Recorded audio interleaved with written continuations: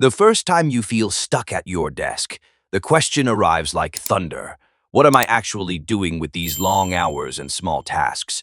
This is the question that has haunted thinkers and workers for centuries, and it is why we start here. Work can feel like a burden heavy enough to blur a life, but it can also become a path bright enough to shape it. Over the next 23 minutes, we will examine how philosophy turns ordinary labor into personal meaning and practical purpose for every kind of worker.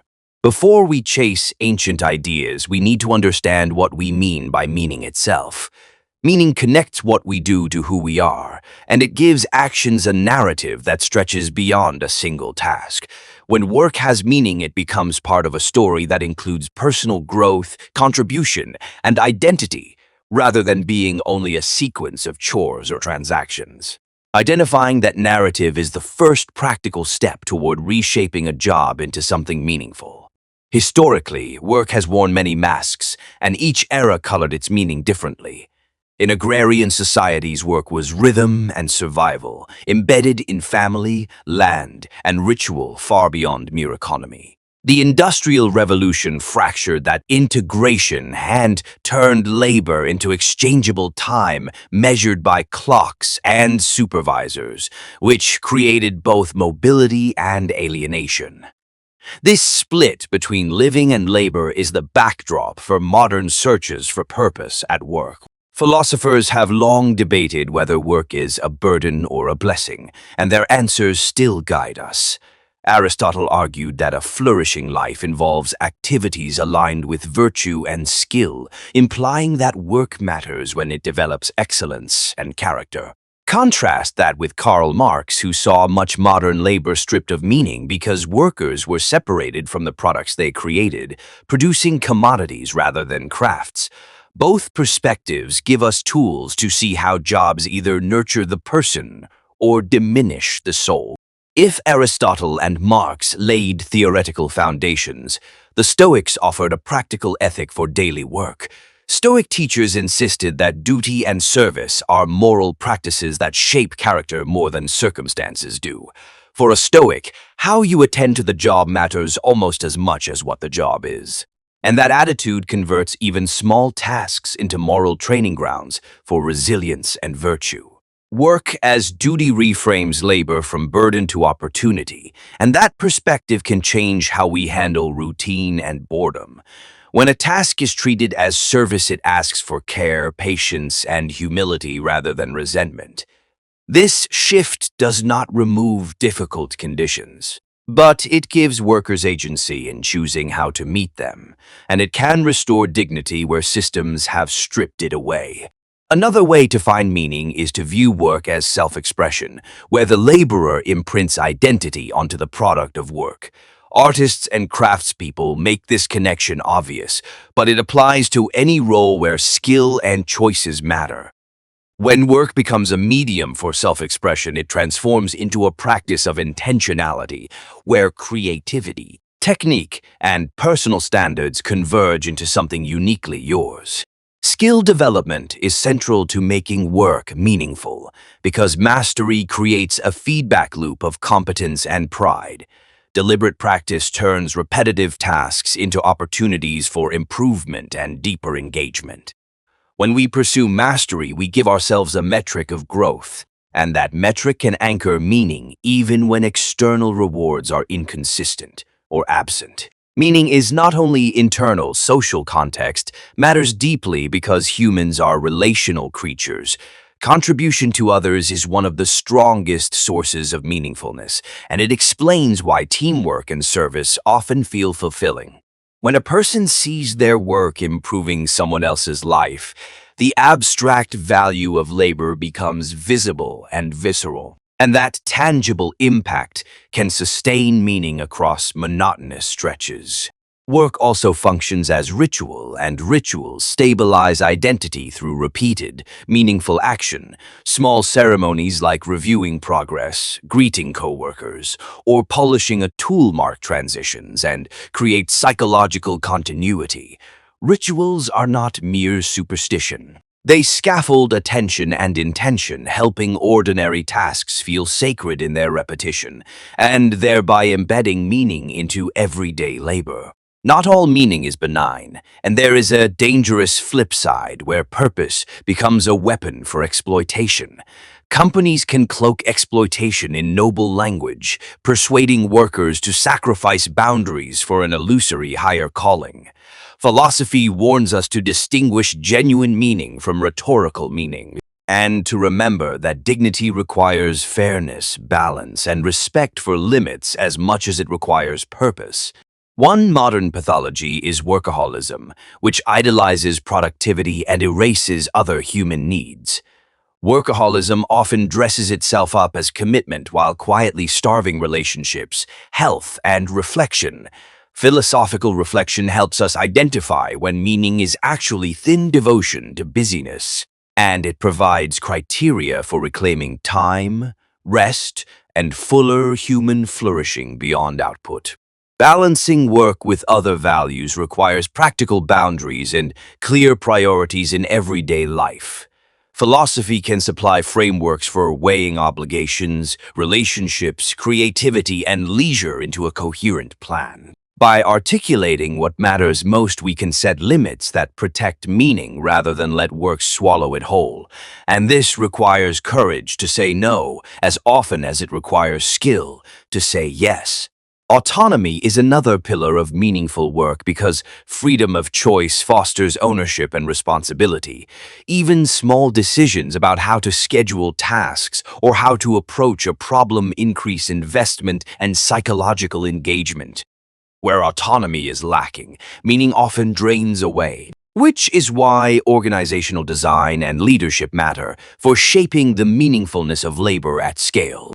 Purpose inside organizations requires clear narratives that connect tasks to outcomes, and managers play a role as storytellers. Good leadership explains why the work exists and how each contribution advances a larger mission. This kind of narrative alignment cannot be manufactured cheaply. It must be authentic and reflective of actual positive impact in order to sustain real employee meaning. Meaning can also be created through craftsmanship, where attention to detail and pride in process become ends in themselves. Craftspeople often speak of a conversation with materials that shapes both object and maker. That conversational aspect of work is a model for anyone who wants to make their labor more meaningful by engaging senses, standards, and continuous learning in the process. Sometimes meaningful work emerges through constraints rather than freedom, because limitations force creativity and discipline. Paradoxically, constraints can provide the scaffolding for deep innovation and focus. Learning to see constraints as prompts rather than punishments unlocks new forms of meaning. And it trains us to find value in skillful navigation of systems rather than mere rebellion against them. Meaning also requires narrative coherence, and one way to build that coherence is through reflective practice that connects daily actions to long-term goals.